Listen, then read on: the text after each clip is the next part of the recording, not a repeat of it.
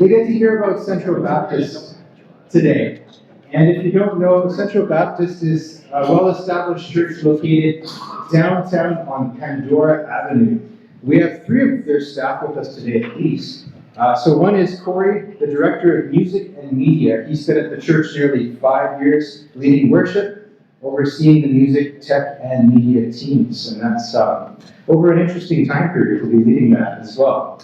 We also have Phil, pastor of seniors and intercultural ministry. Not only is he a senior, but he has pastored an international church as well. I'm just reading what it says. Yeah, he's been there for 4.5 years, and elsewhere in the city before too.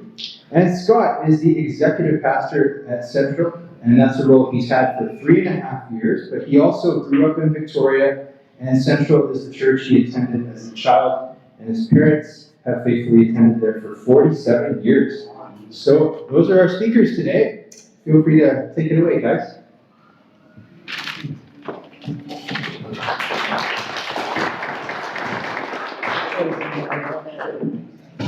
Thanks, Tim. Good to be with you all. Thanks for this opportunity to give you a little bit of a snapshot of what life is like and what's been happening at Central Baptist for a period of time. The three of us are going to kind of share different pieces of this. And we recognize also in doing that this is really part of the larger work of God in our city. So while the details will be specific to Central, the implications, we hope, Lord willing, will impact the evangelical church and the witness for Christ throughout the city. I'm going to provide a little bit of a kind of a recent history, a bit of a snapshot of how we found ourselves here. The title of this little presentation is Central at the Crossroads, and I know for those of you who are used to putting titles together, I apologize for the little bit of the cheesiness of that title. But it's true. I mean, the foundation is true. We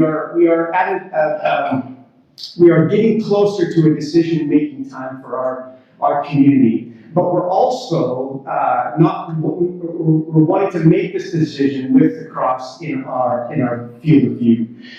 So that's why we're at the crossroads now. I'm going to do a little bit of a kind of a running history of how we found ourselves where we are right now.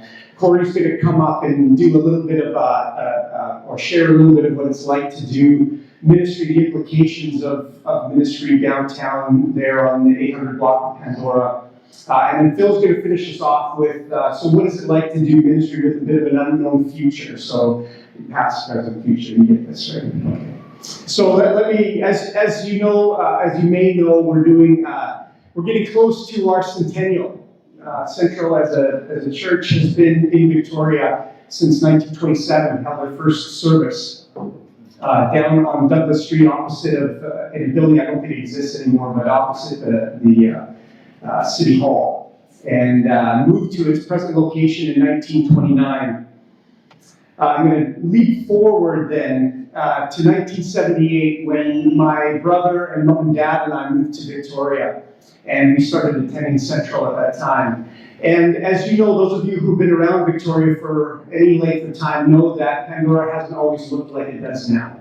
And in fact, there was never a time I remember growing up as a kid, never ever worrying, never thinking, never wondering, never driving down Pandora wide-eyed at what is going on presently down there.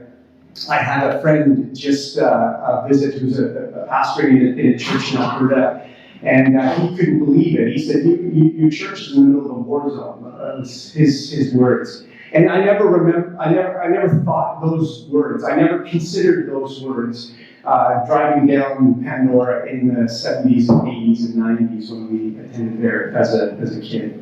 So let me jump ahead again to this year, 2025.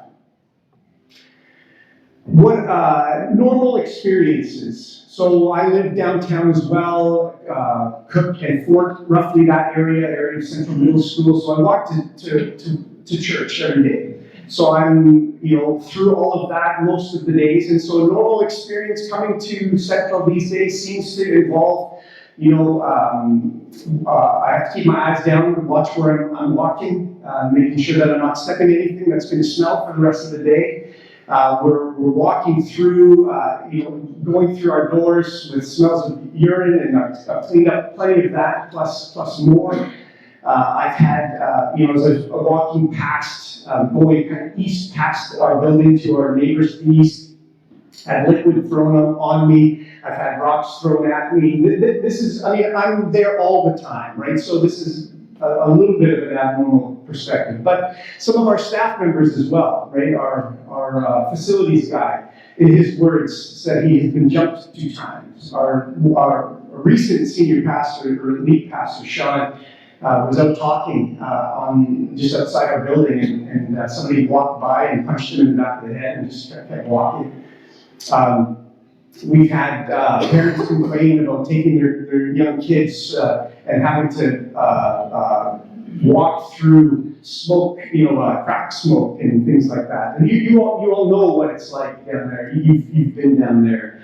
But this is sort of normal experiences. Plus, you've seen now how the impact on local businesses as well, with many businesses shuttering and many expressing grave outlooks on the future in our area as well. You also know that if, depending on who you ask among our civic leaders, there's differences of opinion on what the issues are. Right? Depending on who you talk to, it's either a housing issue or it's a drug issue. And so we find that there's lack of agreement within our civic leaders. So one thing led to another. Earlier this year, our church conducted a congregational survey, and we tried to ask some pointed questions about who we are and who we feel God is calling us to be and God is leading us to be. We had roughly just over 200 responses. We had a pretty good interaction with our community. And there were basically 5 dominant themes I just want to share just as a little bit of a snapshot with you. 2 of them that currently exist. There's what we're referring to as kind of a downtown tension in our congregation. There's strong emotional investment in remaining downtown, but there's also rising concerns around safety and long-term viability. The other one is related, and that is generational differences. Older adults in our community are more passionate about staying at Pandora and focused on legacy and street ministry. However, our younger respondents are more open to strategic change and broader city engagement. Since then, currently we're also engaging more with the city. We're trying to. We've had 2 different meetings that we set up with representatives from our city to try to communicate with them, try to learn from them, and try to also share our concerns with them as well, so that we can partner and work together on addressing what's happening in our city. And of course, all of us know, right, this is not an easy solve, right? This is a multifaceted. And so we need not just those that are present downtown on a regular basis, but especially as it relates to here, we need the larger city or the Church of Jesus to engage this as well. So the bottom line, at least in terms of our history and how we got to where we are, is that although it's the main impetus for our Crossroads, really as a church, we recognize that the question really isn't our location. The question is, how is God leading us? None of us will deny that there's issues and there's opportunity, there's ministry opportunity. What we need to come to terms with as a church congregation, at least this is how we're starting to see it, is God asking us to be part of that in terms of our presence downtown. So having said that, that's kind of a little bit of a run through some of the history and some of how we got to where we are now and where we're finding ourselves and some of the things we're discussing. I'm going to invite Corey to come up and just provide a little bit of further insight into, so what does it mean? What are the implications as we consider all of these things? Thanks, Corey. Great, thanks. Thanks, Doak. Thank you, Scott, and hello, everybody. Scott asked me to share a bit about where we are today, and I feel honored to add my voice to this conversation and share a bit of my perspective on where we find ourselves at today while we navigate some of these complex issues. 5 years ago, I moved from Kelowna and joined the team at Central. And one of the things that drew me to Central was the way our former pastor was able to illustrate how the gospel brings deep transformation to every area of our lives. There's a strong legacy of biblical teaching at our church.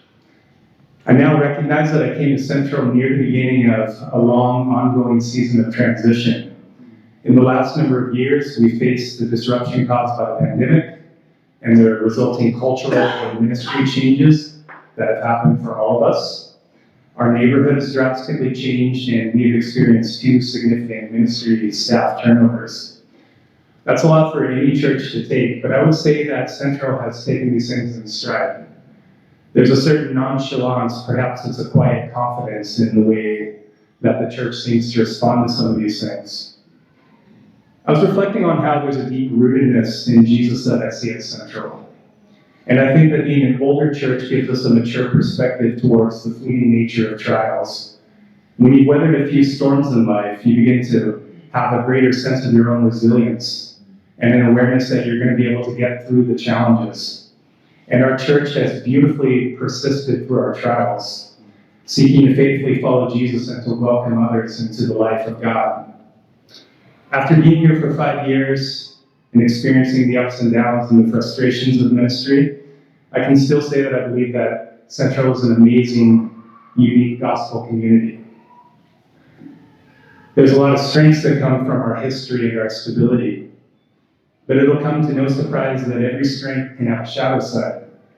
There are challenges that come with being an older church.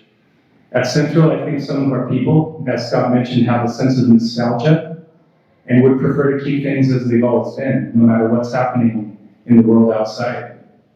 And I think that's understandable because some of them have been at the church for many decades and have lots of life history there. And I think we should try to respond to this with kindness because it's very common for families and organizations to resist change. The American psychiatrist Murray Bowen gives us insight into this phenomenon. In his concept of homeostasis, he taught that there's a natural tendency for a family system to maintain balance, stability, and the status quo, even when patterns are unhealthy. And that's something that we're working through, and we're trying to embrace both the good of our heritage and where we need to be a little more open. I think every church represented here probably has their own examples of the pull towards homeostasis. A few examples for us will be the pressure to set up the events of the calendar year the same way that it was before the pandemic. Or I think of a few conversations where people told me that it's very important that Central doesn't grow. So what happens when a church that can be slow to embrace change is faced with a radical shift right outside of their doorstep? Welcome to Central. Not too many years ago, people would have long chats on Pandora Ave after church. But today, right outside our window, we see the brokenness caused by addiction, poverty, and mental health issues. I think of a young girl who looks like she's aged 2 decades after being on Pandora for a few weeks. Or the man outside our church who's screaming at imaginary assailants. I'm nearing the end of my schooling towards being a registered clinical counselor, and I now have some practical experience working in the mental health field. And I can tell you that when I see some of these mental health issues, they go beyond the scope of my training. As a church, we know that we are meant to respond with compassion, but some of these brothers and sisters are needing a different kind of care than we can provide. Some people feel threatened or uncomfortable about coming to Central, and we have to acknowledge that safety considerations are a real concern. Just last week, before worship team rehearsal, a guy from the street asked if he could come into our entranceway to pray for a few minutes. The words of scripture echoed through my mind, "My house shall be called a house of prayer." I didn't get any initial red flags, so I let him in. But it immediately became obvious he was not a safe person. He spoke incoherently about wanting to kill people, and he directed abusive language towards one of my team members. I gently escorted him out, and it was probably the best outcome that we could have had. But reflecting on that experience, I realized that I put my team at risk, and I can't do that. This is just one of the many stories that our staff has to share about these kind of situations. But to be clear, I really do believe that our presence on Pandora makes a difference. In addition to the great work that our neighborhood market and our street teams are doing, I've witnessed many, many individual acts of kindness towards our street neighbors, and I've received their kindness. I think of my friend Mark, who shows up every few weeks and shares his poetry with me, or David, who has his good and his bad days, but he speaks passionately about his love for God, and he always has a kind word. I'm sharing all of this to illustrate the kind of tensions that Central is experiencing. How should a church respond to these kind of things? It's a lot to wrestle through, and it's going to require change. We want to be salt and light to our city as we face these complex situations, but it requires wisdom and compassion. And it's making us face some hard questions about our calling, our mission, and our purpose as Central faces decisions about which direction we should move at this Crossroads season. Phil's going to say more about that in a few moments. But for now, I would say that many of us feel hopeful because we recognize that Central is a strong church with a heart for service and a deep devotion to God. And we get the sense that we're finally becoming ready to wrestle through some of these issues at a deeper level. And I want to give a shout out to John, our board chair and the board, for some of the work they're doing right now. I'm sure that this process is going to require a lot of respect for one another because people have very different perspectives about what our future should look like. It's my prayer that we proceed with courage and grace in the spirit of peace, being rooted in our past, but not so anchored to it that we can't sail new directions in our vision for ministry. And I'll trust that God will be faithful to our church for many generations to come, but may He lead in such a way today that they will flourish in the future. And in the meantime, we will keep showing up, stepping over puddles of urine to get into our door, trying to walk the way of Jesus, trying to faithfully do our job, seeking to love and serve the people in our church and on our street. Thanks. I'm going to invite Phil.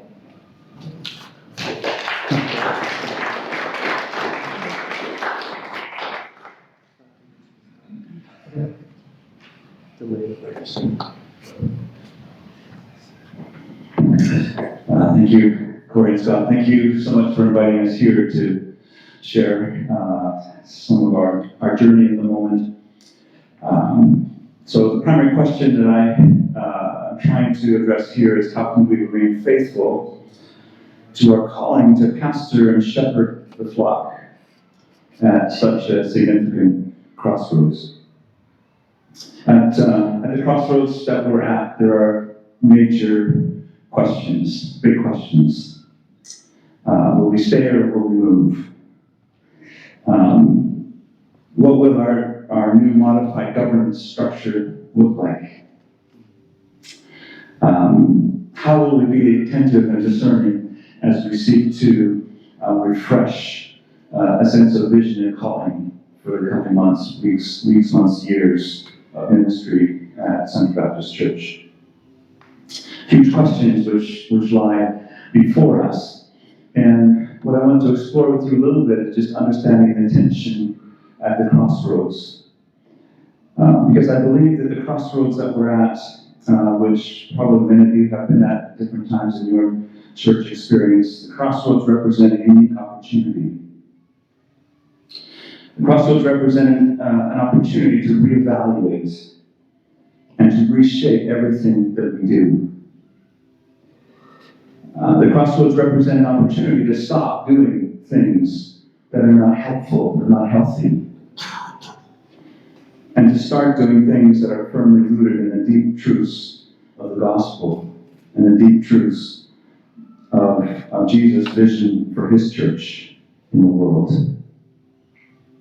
And so that is indeed, it makes it an exciting time because there's an opportunity to explore, to say, okay, what are the things that are not working? What are the things that we should change? And what are the new opportunities that we should embrace? But there's also a risk at the crossroads. And this is where I believe the tension lies. The crossroads carry with them an inherent risk One way perhaps to express it would be taking the hand off the plow or putting things in neutral. Let me express it this way, that the risk of the crossroads is that we can become enamored with the idea that there's a better way to do ministry. We can become enamored by better models of church governance. We can become enamored by just new ideas that might be out there, and we can focus our attention so much on exploring and discovering new ideas that we abandon our pastoral posts in search of the latest successful ideas. And I believe that if that becomes our focus, that we really and truly run the risk of losing focus on the ministry that is in front of us right here and right now. We lose focus potentially on the flock that's under our care, who don't primarily need a new vision statement or a new governance structure, but rather need to be encouraged to fall more in love with Jesus and follow Him day by day.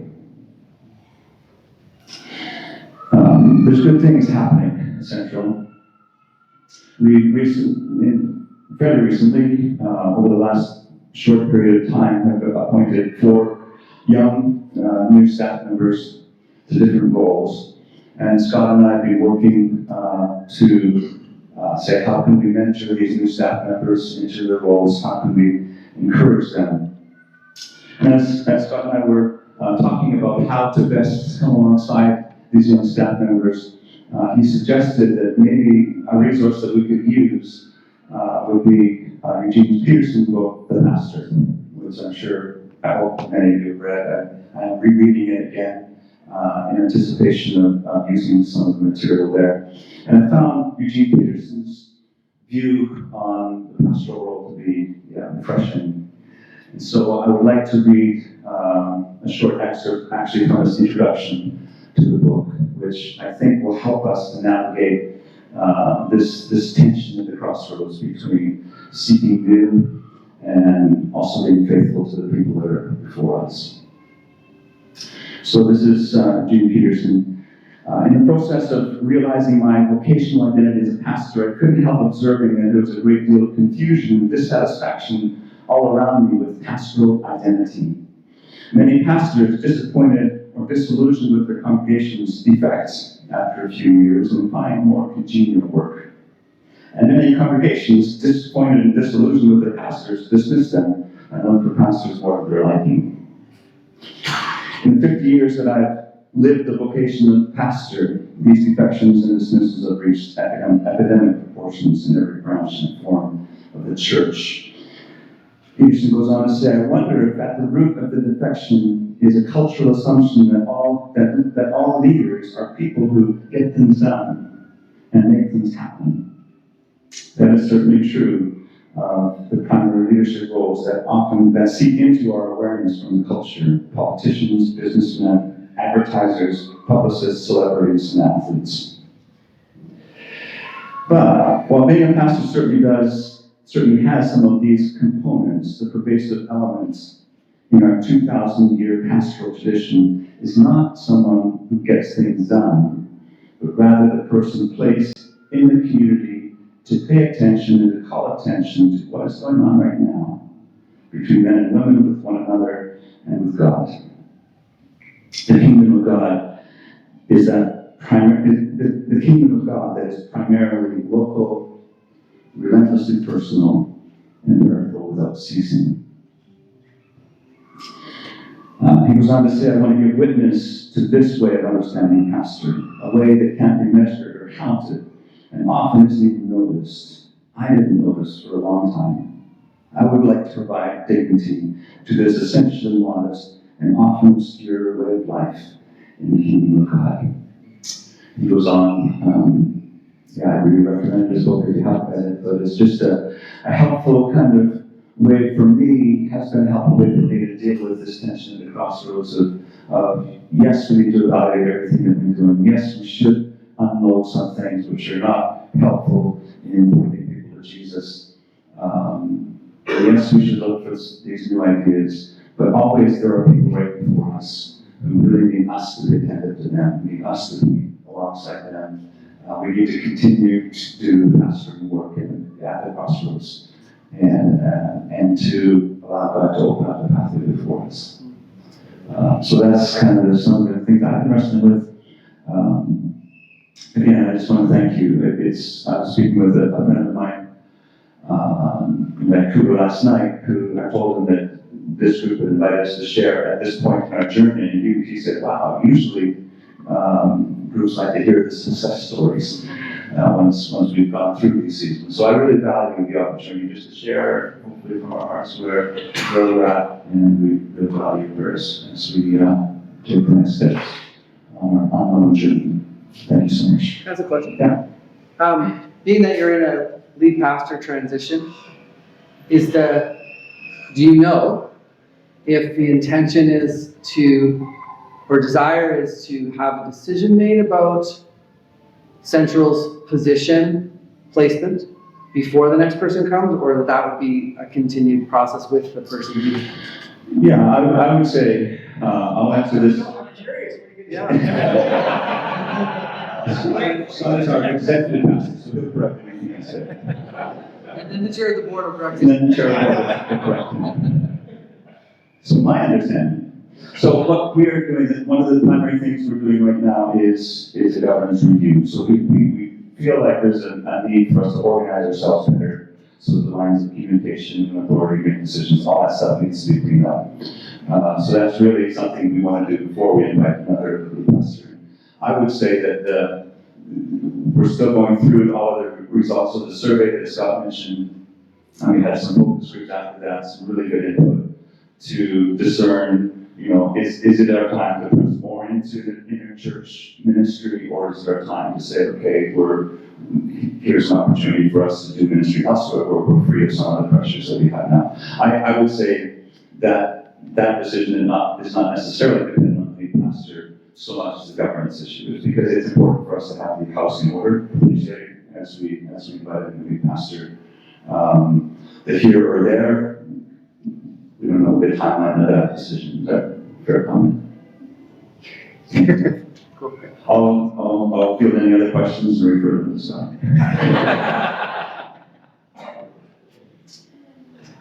Yeah, so thank you very much again for inviting us to here.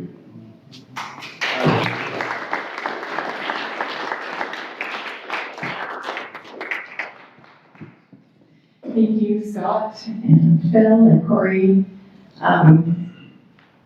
Lots to think through, as we just heard what they shared. A couple things came to mind right off. Thank you for being vulnerable in the sharing.